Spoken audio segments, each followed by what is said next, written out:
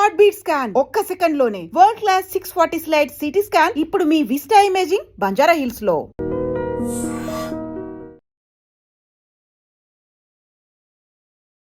నమస్తే అండి. నమస్తే మ్యామ్. అయితే చాలా మందిలో కాళ్ళు చేతులు తిమ్మిర్లు రావటము, నరాల బలహీనత అని చెప్తూ ఉంటారు. నిజంగా ఇటువంటి సమస్యకు ఏదైనా మనం ఇంట్లోనే చేసుకునే రెమెడీస్ ఏదైనా ఉన్నాయా ఈ సమస్యని సాల్వ్ చేసుకోవడం కోసం? ఖచ్చితంగా ఉన్నాయి. అంటే మనకి దేవుడు ఇచ్చిన మెడిసిన్ అంతా కూడా మన కిచెన్లోనే ఉందన్నట్టు మనకి అవైలబుల్ చాలా ఉన్నాయి. మోరోవర్ అంటే మీరు ఇప్పుడు అడిగారు లైక్ నరాల బలహీనత గురించి అడిగారు కదా. ఇంకొకటి చాలామందికి డయాబెటీస్ ఉందనుకోండి, డయాబెటిక్ న్యూరోపతి అంటాం. అంటే నర్వ్స్ డ్యామేజ్ అయిపోవడం వల్ల కొంతమందికి అరికాలలో బాగా మంటలుగా ఉంటాయి, తిమ్మిర్లు ఉంటాయి, చురుకు చురుకు పొడిచినట్టు, జివ్వుమని లాగినట్టు, ఈవెన్ చేతుల్లో కూడా అరచేతుల్లో కూడా. కొంతమందికి స్పైనల్ ప్రాబ్లమ్స్ ఉంటాయి, ఒకవైపు బాడీ లాగినట్టు కాళ్ళు చేతులు తిమ్మిర్లు అట్లా కూడా ఉంటాయి. సో ఇదన్నీ ఏంటి అని అంటే రిలేటెడ్ అదే నరాలకి సంబంధించే. సో నరాలు ఎందుకు బలహీనపడుతున్నాయంటే ఒకవేళ కొంతమందిలో ఏమంటారు ఆల్కహాల్ అలవాటు, స్మోకింగ్ అలవాటు ఉన్నా కూడా ఒకవేళ అది కూడా డ్యామేజ్ చేస్తాయి. సో కొంతమంది ఒకవేళ ఎక్కువ ట్రావెలింగ్ చేశారనుకోండి, వాళ్ళకి స్పైనల్ ప్రాబ్లమ్స్ ఏదైనా రావడం, ఈ స్పీడ్ బ్రేకర్స్, ఈ గతుకులు ఇవన్నీ. సో అట్లాంటప్పుడు కూడా డ్యామేజ్ అయినా మనకి మళ్ళీ నెర్వ్స్ మీదే పడుతుంటుంది. అంటే స్పాండిలోసిస్ అలాంటి వాళ్ళకి కూడా ఈ ఇబ్బందులు ఉంటాయి చాలా బాగా. అండ్ డయాబెటీస్ వాళ్ళకి తెలిసిందే. సో మెయిన్గా మనం అంటే దానికి మళ్ళీ మనం డ్రగ్స్ వాడదాం. నైట్ టైం ఒక ట్యాబ్లెట్ వేసుకోండి అని చెప్తారు, కొంచెం ఈ తిమ్మిర్లు తగ్గడానికి వాటికి. అండ్ మళ్ళీ దాని నుంచి కూడా కొన్ని సైడ్ ఎఫెక్ట్స్ ఉండనే ఉన్నాయి. సో వాటి నుంచి బయటపడడానికి మన ఇంట్లోనే చేసుకోవడానికి నిజంగా బాగా పనిచేసే ఉన్నాయి. నేను చెప్తాను, ఈ పద్ధతులు మీరు పాటించండి, ఖచ్చితంగా తగ్గుతుంది. సో ఫస్ట్ థింగ్ మెయిన్గా ముందు రిలీవింగ్ చెప్పాలంటే మన పెయిన్ తిమ్మిర వచ్చింది రిలీవ్ చేసుకోవడానికి ఏంటో చెప్పి తర్వాత మనం డైట్లో కూడా. సో ఏం చేయొచ్చు అంటే ఒక 2 పాత్రలు తీసుకోండి, 2 కంటైనర్స్ తీసుకొని ఒక దాంట్లో గోరువెచ్చని నీళ్ళు వేయండి, కల్లుప్పు కలపండి. లేదు అంటే నార్మల్ సాల్ట్ అయినా ఓకే, బట్ కల్లుప్పు అయితే బెస్ట్. ఇంకొక దాంట్లో నార్మల్ వాటర్, మామూలు చల్లనీళ్ళు తీసుకోండి. సో అరికాళ్ళు అయినా కానీ లేదా అరిచేతులైనా కానీ మీరు ఏదైతే మీకు పార్ట్ భాగం ఇబ్బందిగా ఉందో దాన్ని చల్లనీటిలో ఒక 3 మినిట్స్ పెట్టాలి. ఐ మీన్ నార్మల్ వాటర్లో 3 మినిట్స్ అయిపోయిన తర్వాత టైం చూసుకొని దాన్ని తీసి వెంటనే ఈ గోరువెచ్చని నీటిలో మళ్ళీ ముంచాలి 3 మినిట్స్. మళ్ళీ సేమ్ చల్లనీటిలో 3 మినిట్స్, వేడి నీటిలో ఐ మీన్ గోరువెచ్చని నీటిలో 3 మినిట్స్. అయిపోయింది 4 టైమ్స్ కదా. ఇలా మార్నింగ్ అండ్ ఈవినింగ్ ఆర్ లేదా నైట్ చేసుకోండి. ఇది అంతా చేయడానికి మహా అయితే 20 నిమిషాలు పడుతుంది, లేదా 15 నిమిషాలు పడుతుంది, లేదా 12 నిమిషాలు, అంతే కదా, 4-3. సో ఇది చేసుకుంటే మీకు చాలా హవర్స్ వరకు రిలీఫ్ ఇచ్చేస్తుంది, డ్యామ్ ష్యూర్. సరే ఫస్ట్ డేనే ఒకవేళ రిలీఫ్ రాకపోయినా కొంతమందికి సెకండ్ డే థర్డ్ డే వస్తుంది, కొంతమందికి ఫస్ట్ డేనే రిలీఫ్ ఇచ్చేస్తుంది. ఇకపోతే మనం నెర్వ్స్ని ఏదైతే డ్యామేజ్ అయ్యో ఆ నెర్వ్స్ని మళ్ళీ మనం రీగెయిన్ చేసుకోవాలి కదా, ఆ నెర్వ్స్ని మనం స్ట్రెంథన్ చేసుకోవాలి కదా. అలా బాగా పనిచేసేది ఏదైనా ఉంది అని అంటే నువ్వులు ది బెస్ట్. అంటే మీరు గమనించుకొని ఉంటే మనకి ఏదైనా అంటే ఆఫ్టర్ ప్రెగ్నెంట్ లేడీస్ డెలివరీ అయిన తర్వాత, లేదంటే పోస్ట్ సర్జరీ అయి వచ్చిన తర్వాత ఎవరికైనా కానీ తెలగపిండితో కూర చేస్తారు ఆంధ్ర సైడ్, ఆర్ నువ్వులతో ఏదైనా పదార్థం చేసి ఇవ్వడం, ఇట్లాంటివన్నీ మునగాకు ఇవన్నీ యూజ్ చేస్తూ ఉంటారు. సో ఏంటి అని అంటే అవి ఇన్స్టెంట్గా ఎనర్జీ తీసుకురావడానికి, నరాలకి సత్తువు తీసుకురావడానికి హెల్ప్ అనమాట. సో మీరు నువ్వుల్ని ఎలా తీసుకోవచ్చు అని అంటే తెల్ల నువ్వులే, కడిగిన నువ్వులు, తెల్ల నువ్వులు తీసుకోవచ్చు.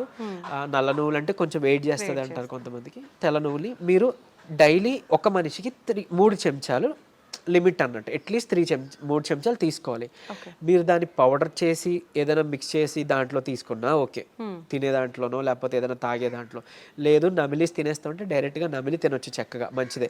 తర్వాత మీరు దాంతో మన ఏమంటారు బెల్లం కలిపి నువ్వులుండ లేదా చిమ్మిలి చేసుకుంటాం, అట్లా దంచి చేసుకున్నా పర్వాలేదు, ఏదో రూపంలో ఇది తీసుకోవచ్చు. తెలగపిండి అవైలబుల్ ఉంది, తెలగపిండి కూర చేసుకుంటాం, లేదా తెలగపిండితో ఒడియాలు చేస్తుంటారు. సో అట్లా తీసుకోవచ్చు. తర్వాత ఇంకొకటి ఏంటి అని అంటే మునగాకు చాలా బాగా పనిచేస్తుంది. మునగాకు పప్పు కలిపి చేసుకుంటాం కదా, దాంట్లో ఖచ్చితంగా మీరు నెయ్యి కలపాలి, నెయ్యి కలిపి తీరాలి. నెయ్యి కలిపితేనే అందులో ఉండే పోషకాలు, న్యూట్రియంట్స్ మన ఒంటికి పడతాయి, అప్పుడు మనకి హెల్ప్ఫుల్ అన్నట్లు.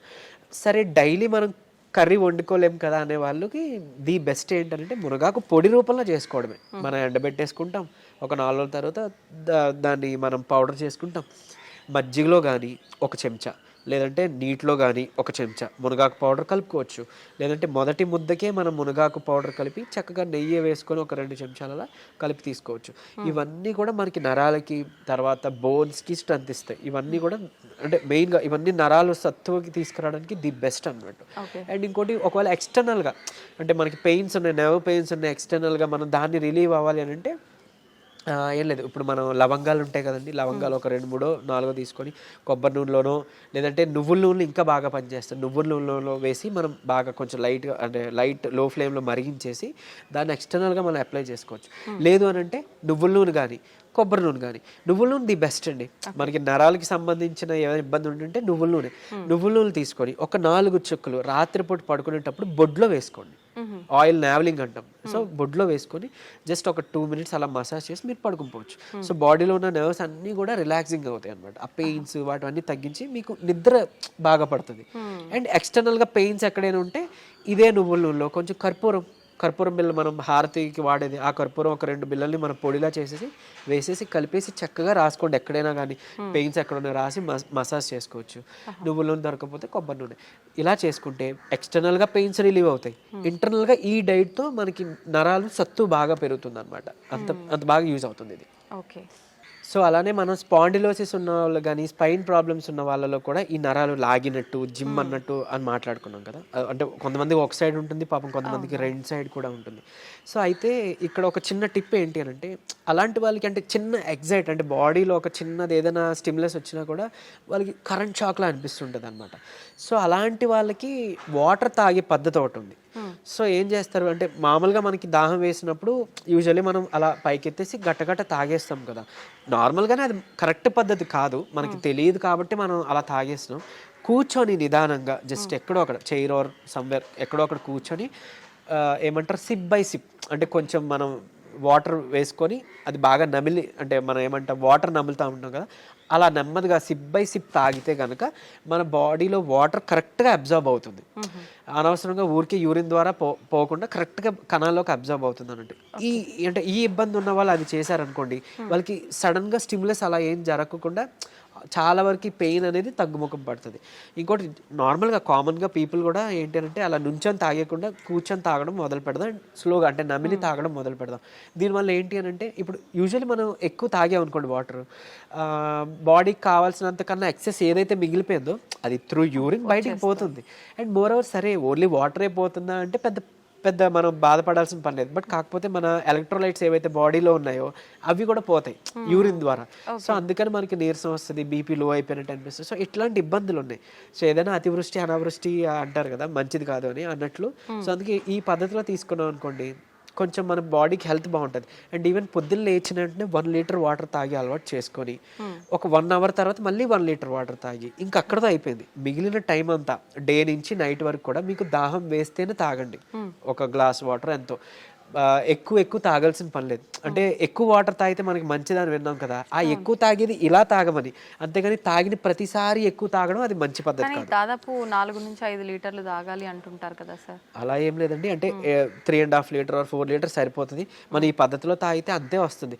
కొంతమంది అంటే వర్క్ బిజీలో పడో ఇంకేదో ధ్యాసలోనో వాటర్ తాగాలని మర్చిపోయి నిజానికి నేను విన్న కేసెస్ అట్లీస్ట్ ఒక 1.5 లీటర్ 1 లీటర్ కూడా తాగట్లేదంట డే అంతా.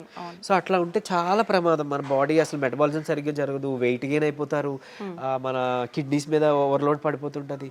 సో అది మంచి పద్ధతి కాదు. అందుకే అట్లీస్ట్ పొద్దున్న లేవగానే 1 లీటర్ వాటర్ తాగడం అలవాటు చేసి మళ్ళీ 1 అవర్ తర్వాత 1 లీటర్ వాటర్ తాగడం అలవాటు చేస్తే మన బౌల్ మూమెంట్ కూడా బాగా జరుగుతుంది.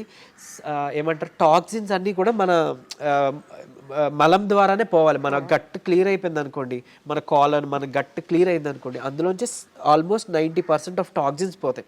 అక్కడే 95% ఆఫ్ రోగాలు పోతాయి, దోషాలన్నీ పోతాయి.